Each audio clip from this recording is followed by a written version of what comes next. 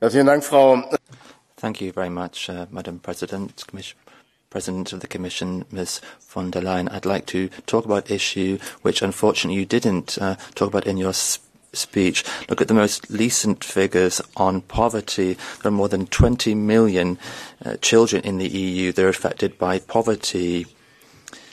At food banks, there are record queues.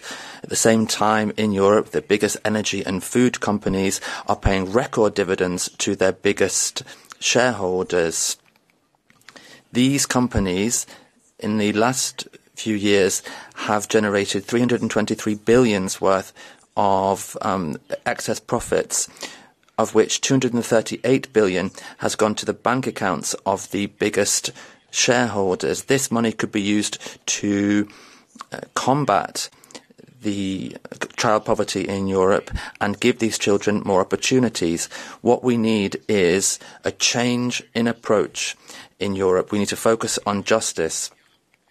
And the energy market has only been in turmoil for around a year, and the consumers have been paying for these market failures in the form of extremely high prices for electricity and gas. Perhaps you remember, it was Ms. von der Leyen, it was in August 2022 that you announced that the Commission would be presenting a proposal on energy market reforms in which the dysfunctional merit-order principle would be rethought.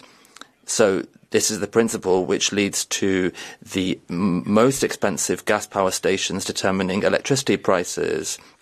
However, in the proposal yesterday from the Commission, this announcement was not implemented. And I can say why.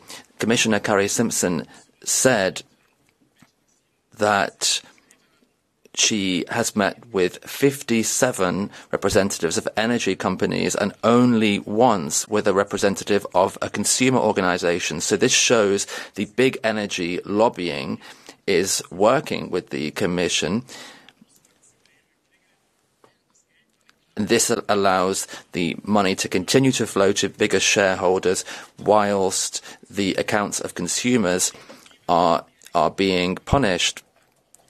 Rather than combating these market failures and dealing with energy supply, the symptoms are dealt with without combating looking at the causes.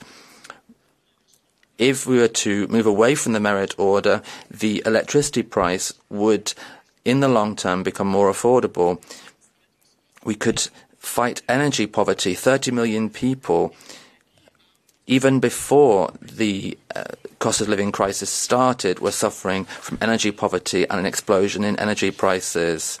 If the Commission started to actually do something rather than just being the plaything of lobbyists, then 30 million people wouldn't need to think at the end of the month whether they switch the lights on rather than buying food. We need to have public control over energy supply and a massive expansion of renewable energies. These are a way of protecting the people. Dealing with crises means also combating poverty, and we shouldn't leave people behind. Thank you. Tiziana Begin, for 1 minute.